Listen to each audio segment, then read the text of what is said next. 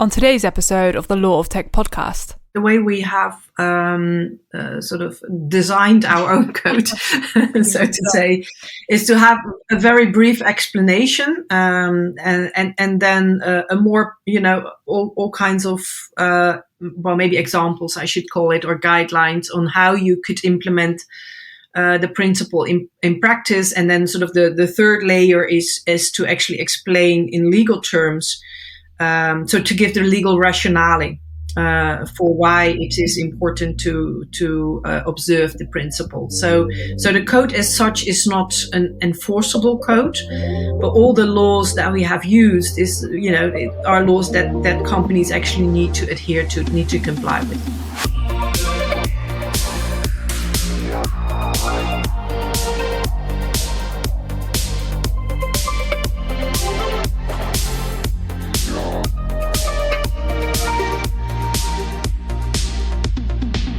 Hi, and welcome to another episode of the Law of Tech podcast. Central to this episode is the topic of designing a code for digital children's rights, and for this I am joined by Professor Simona Vanderhoff. Simona Vanderhoff has been associated with the ELAW Center for Law and Digital Technologies at Leiden University as a full professor of law and digital technologies since October 2011. Until 2020, she was also the department chair of ELAW, and since January 2020, she's scientific director of the Institute of Meta-Juridica at Leiden University. And within the ELAW, she also set up the Advanced Master in Law and Digital Technologies. There she also teaches a number of courses on children's rights and also in a number of other programs at the university. Simona, thank you very much for joining me for this episode. It's honestly a pleasure to have you here. Well, thanks for inviting me. It's a pleasure to be part of this. It's a really great initiative. So thanks. Thank you very much. And I think that we have a really interesting topic to talk about today, and something that you've also been working on in the past year. And that is the Code for Digital Children's Rights. Now, before we actually delve into this topic, which will be a little later in this episode, I thought it would be interesting to paint the scene a bit, because we're talking about digital children's rights. And of course, technologies offer many benefits to children, to people in general, but also some negative implications possibly. So maybe starting off, in terms of looking at this topic from a legal perspective, what are some of the legal concerns that have been raised due to the impacts of digital technologies on children? Well, there is a lot of legal impact when it comes. I mean, when we first look at, so I talked about legal challenges and sometimes also real problems. And real problems can either be risks, which are not necessarily always a bad thing in terms of the fact that, running risks can actually be something that you can learn from. And you can become more resilient. So especially if children have a supportive environment, I think there are some preconditions for that to work well. But also not every child can deal with risks equally well. And sometimes there are also real harms. So to give a very recent example of something that happened, there was, I don't know whether you saw that on the news. There was this girl who took part in a TikTok challenge and then died. This was what's called the Blackout challenge or the Pass Out challenge, where people choke themselves until they pass out for a little while, and apparently that's supposed to give you a good feeling or a special feeling. So other teenagers might decide not to take part in something like that because they think it's too dangerous. So we see here also that it depends really on the context and sometimes also individual children, to what extent the risks actually lead to harm with respect to them. And the context can be that they might have other problems, maybe mental or social problems, which make them, make them make certain decisions or not. So you need to very, very carefully look into what actually is harmful to children, where we see risks and how it affects children, but also different groups of children. So just to say that, before we go into the legal implications. And then obviously also, that's also good to point out, there are also behavior or experiences that are inherently harmful. And then I think of things like sexual abuse of children, which is increasingly, unfortunately, also happening online. So think of child porn that's being made online, or webcam sexual abuse of children. Also sometimes context dependent in terms of that it's something that is more of a problem, or is a bigger problem in some countries, maybe because of poverty, because this is a way to earn money, for instance, so you always need to look at the context, obviously. And then coming back to the question about legal implications, well, they can be very many given that the impact can be very diverse as well. So it's actually going across the whole range of legal areas that we have. Criminal law, consumer law, data protection law, gambling laws, media law, advertising laws. So there's a whole range of laws that actually already regulate,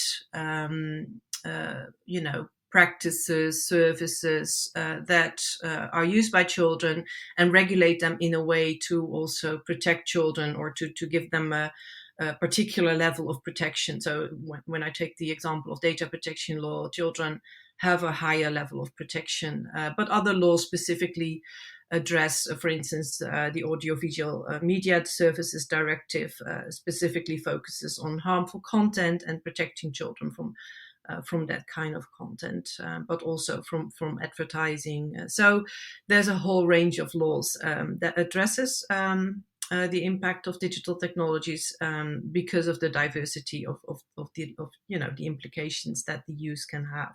Yeah, exactly. And that's from specifically a legal perspective. But I know that, for instance, with the code that you have created, that's more of a soft law type of instrument rather than hard law, like, for instance, the GDPR or any other legal instruments that are related to the fields that you just mentioned. Are we seeing any other types of regulatory models in this sphere? Yes, and you mean besides the law, Yeah, other exactly. models? Yeah, Yeah, so we see the soft law and hard law, but are there any other means that we're seeing that regulators are trying to use to kind of pave the path in the right direction? Yes, well, that's a very good question as well. So let me first briefly go back to the law, because there is a very dynamic interaction between different ways of regulating the impact of digital technologies for children. And again, it's both about the positive and the negative impact. So let me first briefly go back to the law, because I think it's important to point out there as well. Like I said, there's a whole range of laws that already to a great extent regulate also digital technologies in terms of protecting children. But we also need to enforce those laws. Yeah.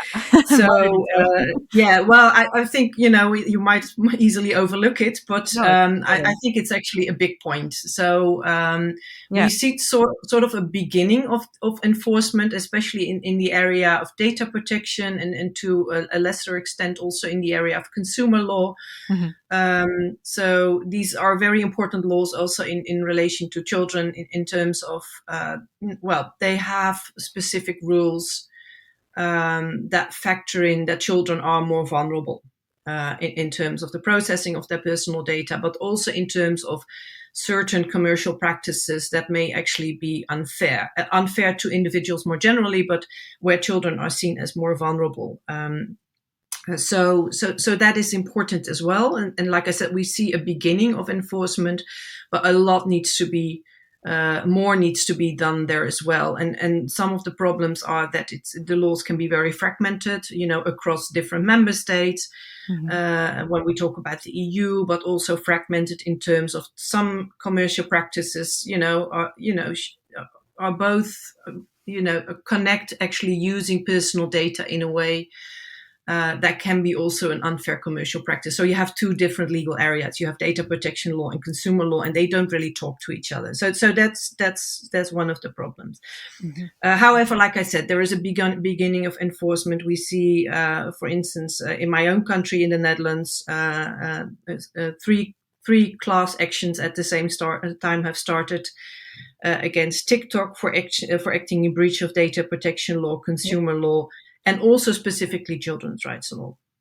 And we see also in other countries that there are investigations and that there are cases. And in the US, we have seen the Federal Trade Commission fining YouTube and TikTok for breaching their Children's Online Privacy Protection Act. So there is a start, but there's still a lot to be done in these areas as well. But coming back to your question, enforcement is at the end of things. So it's sort of after the fact. The breach has already occurred, and then a regulator or a court has to look into it. If we look at other forms of regulation, they are important too. And then I'm thinking much more about, and sometimes there's also legal obligations to actually implement these other forms of regulation. But then I'm thinking about doing things by design, for instance. So implementing safety, privacy, security, playfulness, whatever, by design into the products that you are actually going to sell or to offer to users. So for that, it is important actually. And by design, I mean that when you're designing and you're developing apps and games, you're actually going to specifically also look at what the impact on children, both positive and negative, what the impact on children might be. And you're going to specifically look into what the rights and interests of children are, and combine them with, the legal obligations that you have anyway, based on criminal law, on consumer law, on data protection law, in order to keep children safe, to be fair to children.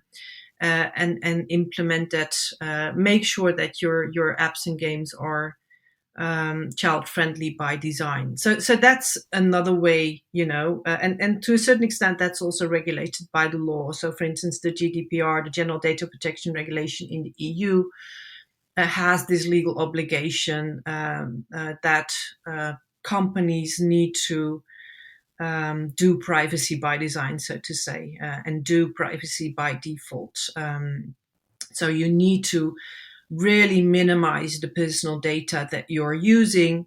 But on top of that, you also need to make sure that your apps and games are, that there is transparency for children in a way that they can understand it, that it's child friendly, that they can use their rights in a way that is child friendly, so that it's accessible to them. So you maybe have sort of a dashboard where you can easily tweak the settings of apps and games that you're using. But these settings should be child friendly by default.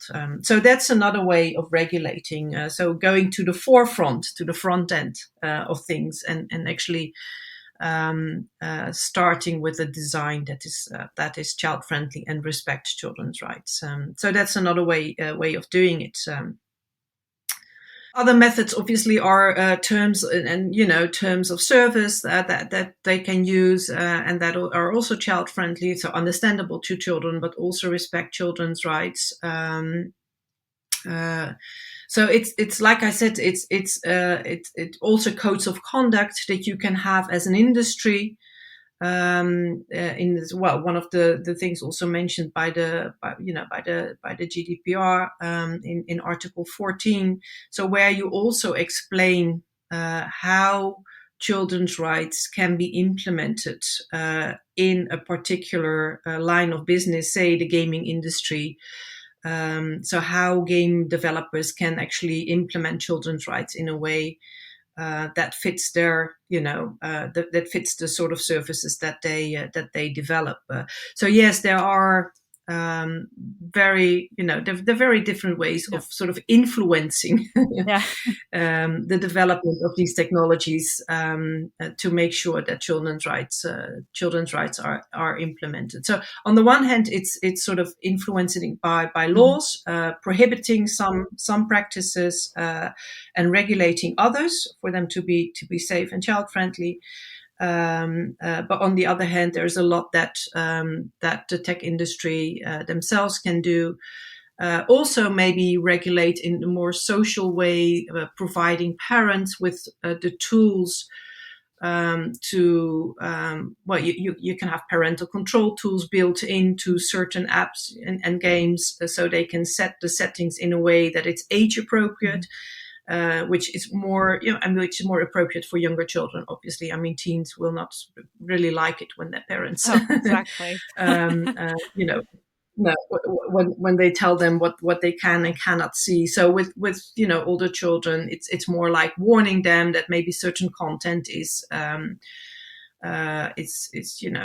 violent or extreme, and telling them, well, maybe better not to see it. It's also very individual. What is harmful for one child doesn't necessarily have to be harmful for others. So there it's less strict. You can make your own choices in if you make it transparent what content is about or what services are about. But some services and that we have regulated again by law. Some services you don't want children to access. So, for instance, gambling is 18 plus, extremely violent content is 18 plus, and there you really have to build in adequate age verification mechanisms to make sure that children do not access these services. Yeah, no, very, very interesting. And just coming back very quickly to the more proactive measure that you kind of mentioned, more at the front end.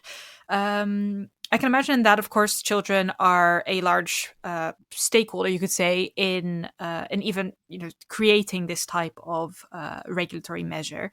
Are they involved in any way in or in the privacy by design or privacy by default decisions that are being made? Well, it's not something that I've specifically researched, but so the best answer that I can give you is that I've never really heard that children are involved, to be honest. So for instance, perhaps these companies, so app and game developers, perhaps they do user studies. I guess they do, because it would seem to be very useful. But I've never really heard that there is sort of a participatory design where children are actually involved. Having said that, that is actually something that you would need to do based on the UN Convention of the Rights of the Child.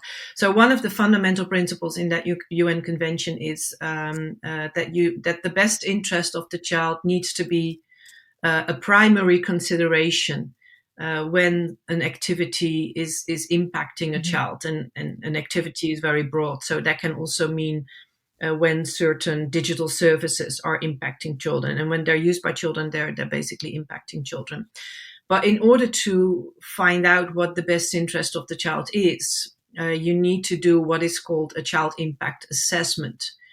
And what you do there is you find out what the impact is. Both positive impacts, because you need to, under the best interest principle, you need to contribute to the well-being of children. So it's not just focused on harm. It's also about making sure that you contribute to the well-being of children. So you need to know what the impact is, but you also need to find out how the digital service, the app or game that you're developing, is impacting children's rights more broadly. And I mean all children's rights. So not just their protection rights, like the right to protection against violence, or the right to data protection, but also their freedom rights. So their right to freedom of access, the right access to information, the right to freedom of association and things like that, which are all very important in relation to digital technologies, but also their right to play. I always like to mention that one because it's a right that children have, but adults no, not. And it's very important for their development to have the right to play in a way that, is voluntary, that is not scripted, that is not commercial. Yeah. And these are all issues also in relation to digital technologies. So a child impact assessment is a very good way of making sure that you do very well in terms of implementing children's rights and implementing their best interests. And then getting back to your question, yes, and in order to find out what their interests are, what their expectations are, what their needs are, what their experiences are also in relation to using digital technologies, because very often we only see the impact when they start using digital technologies. In order to find all that out, you need to talk to children. Yeah. You need to have a conversation with them. So yes, it's very important to include them, and actually also something that would be obligatory under a child impact assessment, and under the UN Convention more generally, because children have a right to be heard in all matters that are affecting them, which is one of the other fundamental principles of the UN Convention. So yes, I think this is a very important question and something that can be greatly improved as far as I can see from a little bit of a distance from what happens in the industry. Yeah, because I if I'm not mistaken, I remember that in the code that you have created, the Code for Digital Children's Rights, this is also something you briefly, or you at least you elaborate upon. And maybe we'll also be getting to that in a minute, because I think it would be great to talk about this code. Just we've talked about a little bit of the regulatory models that we have in place, the different types in which the different types of ways in which we can regulate digital technologies that are used by children, either directly or indirectly. Now, to give a bit of background, but I definitely want to hear more from you in a minute. So in collaboration with De Waag Technology and Society, you've been working on a project which aims to develop a code for digital children's rights, which was initially based on the age-appropriate design code in Great Britain. Now, can you maybe tell us a little bit more about the Code for Digital Children's Rights that you've been working on? Of course, it's somewhat different from the code in the UK, but I'm interested to hear some of the background on the code and what the code entails. Yeah, at some point last year, autumn last year, we got into a conversation with the Dutch Ministry of the Interior and Kingdom Relations. And they obviously, they had also heard about the UK Children's Code, and like us, thought that was a very good initiative, and something that we could also develop for the Netherlands. So that was one thing. And from my own perspective, I was actually rather happy with sort of this project, because we've done a lot of academic research in recent years, not just me alone, but also with others that are working in the field of children's rights and digital technologies. And a lot of this research we've actually worked together. And this was actually a great initiative to do something with the insights that we had from our academic research, and to actually have some impact, hopefully. I mean, impact is, the impact can be that we have the children's rights code, but a better impact would actually be that developers start using it. So we were very happy that we could sort of translate these insights into something that hopefully can be implemented in practice. So that inspiration from the UK Children's Rights Code was really great. And what we did then is we broadened the perspective a little bit for our own code.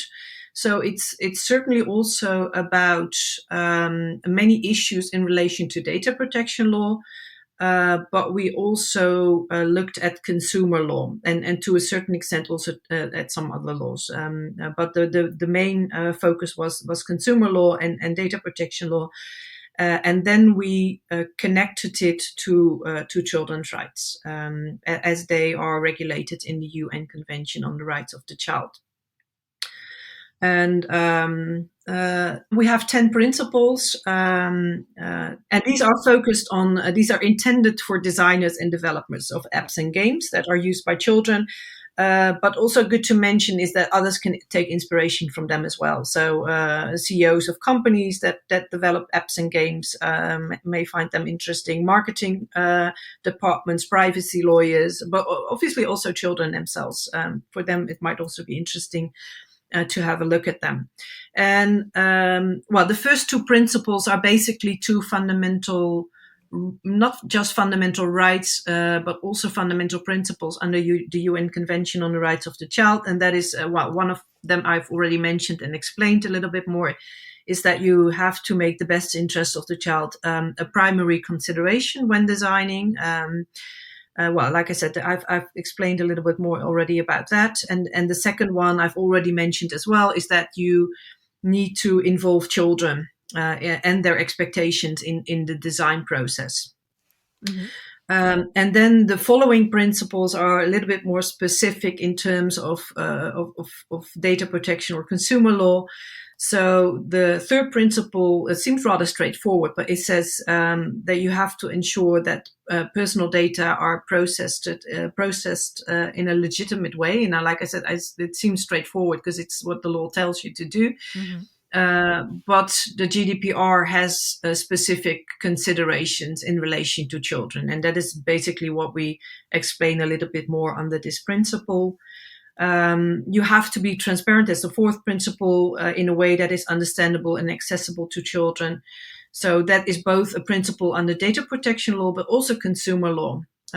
So you have to be very transparent about your commercial practices. So for instance, to give an example, there are games that use in-game currency, where it's very often not very clear what the value is in real money. And that is something that is not actually also not allowed under consumer law, but you have to explain it in a way that children also understand it. Then you have to carry out a privacy impact assessment always, is what we say, when you process personal data of children, and you need to make sure that you also factor in children's rights when you do such an impact assessment. We've talked about design before. We say in Principle 6 that you do that in a child-friendly way. So privacy by design is such an important principle under the GDPR. I've even called it sort of a regulatory innovation to have that. So if the GDPR really brought a difference in relation to the directive that we had before, this is, I think, one of the big changes that has been made, and offers a lot of opportunities also to get it right for children. Well, then 7 is about preventing profiling of children, which is an interpretation that we see come up under the GDPR. Only profile children if it's in their best interest. So commercial interest is not a good reason to do it. Then Principle 8 is about avoiding economic exploitation of children at all times. Remember the example that I gave before about in-app currencies. If you exploit the vulnerability of children by misleading them in a way, so for instance, by not showing them what the real value of these in-game currencies are, this is actually an unfair commercial practice, and that's something that you're not allowed to do. Principle 9 is about avoiding harmful design for children, which is also about, for instance, using algorithms in a way that children are going to see more extreme or violent content, or get more, disinformation or things like that. So that would be an example of harmful design that you shouldn't use in relation to children. Maybe not not in relation to adults either, but we focus on children here, of course. Yeah, exactly. And then the 10th principle is about, it's not directed specifically to the designers and development, but more to the industry. And that is to say that they need to come back to your earlier point about codes, that they need to develop guidelines which are geared to protecting the interests and rights of children. So coming up with codes of conduct where they explain how they will, implement certain rules in relation, or how you need to implement certain rules in a specific industry in relation to children. Yeah, so really putting the responsibility on industry actually to make efforts in this regard. No, very interesting. And also it's very much in line with what you said before, that the code, it really elaborates on some of the existing obligations, like for instance in data protection law, consumer protection law, and gives more substance to them to understand. I think you also provide specific tools or more insight in how industry can actually apply these principles. Yeah, maybe to say something about that. So the way we have sort of designed our own code, so to say, is to have a very brief explanation and then a more, all kinds of, maybe examples, I should call it, or guidelines on how you could implement the principle in practice. And then sort of the third layer is to actually explain in legal terms.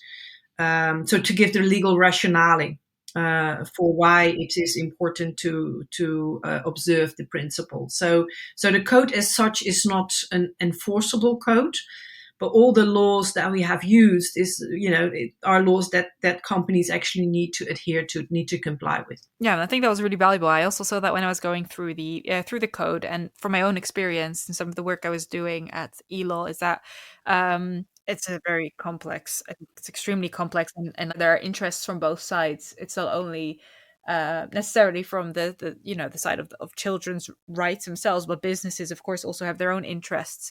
Like I said, in actually generating revenue on the basis of the games, for instance, that they develop.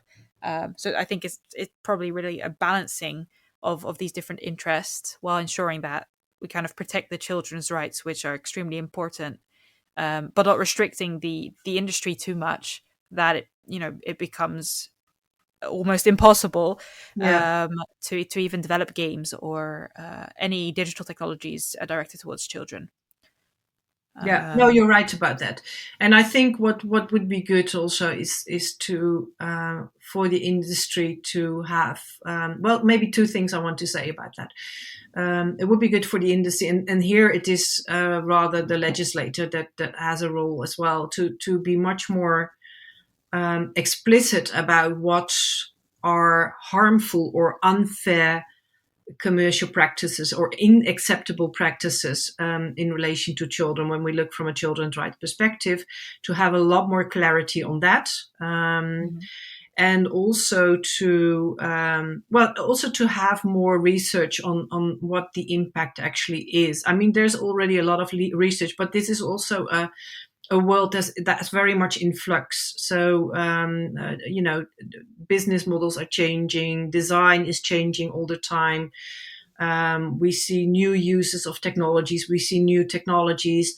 So this is very much in development, and we need to, remain on top of it, of this, as also in terms of the evidence base that we have in terms of what the real impact is on children, and again, both in positive ways and in negative ways.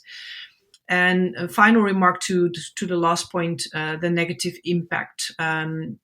We also have what we call the precautionary principle in relation to children's rights. It's originally coming from environmental law, but it's also applied in children's rights law. Which basically means if there is an indication that something might have a negative impact on children, you should rather take a better safe than sorry approach. Yeah. So perhaps not do it or turn it off for children. You can tweak a lot of things in the design, like I said before. Very much in the beginning. Or I'm not entirely sure I said that, but I mean how what is offered to children and to adults does not necessarily have to be the same. Adults don't want to use the digital technologies in a way that it's only child friendly, so there's that other side as well, and children are also not all the same. They have different ages, but at least it should be, it should be offered in a way that is appropriate for their age. So the design could be tweaked in ways that we make sure that it's age appropriate, whether it's an adult, whether it's an older teen, whether it's a younger child. So you can still all use a certain social media app, but it's it has different affordances based on what your stage of development is, or what your age is, or what your interests are. So. Yeah, that's like a whole form of regulation on its own, really, tied in kind of to the points that you made before about we need evidence or an understanding of what or how these technologies impact children both positively and negatively, and also on, the obligations that developers and designers have. Bringing all of those points kind of together, I think those are some very good, like I would say, calls to action in a way. No, thank you very much. I think that's also a positive note to end the episode. As I said, I really want to thank you for your time and for your insights on this topic. I really enjoyed it, and I think I learned a lot, and I think the listeners will also for sure enjoy this episode. So thank you very much. Thank you, Adassa. It's been a great pleasure talking to you. Thank you so much for tuning in to the Law of Tech podcast. If you want to make sure you keep up to date with the show and never miss out on an episode, be sure to subscribe on your podcast platform of choice and follow the Law of Tech on social media. If you enjoyed the show, please give it a rating or review, as it helps others discover the show, and don't forget to share it with your network. For now, have a great day, and I'll see you in the next episode of the Law of Tech podcast.